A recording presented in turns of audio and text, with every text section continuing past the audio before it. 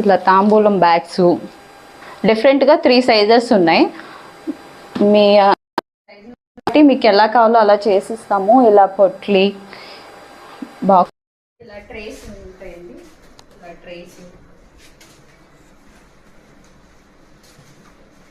ఇలా బాక్సెస్,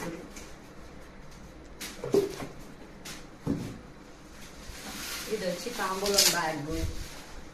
సైజుని బట్టి మీకు ఎలా కావాలన్నా అలా కస్టమైజ్ చేసి ఇవ్వగలుగుతాం.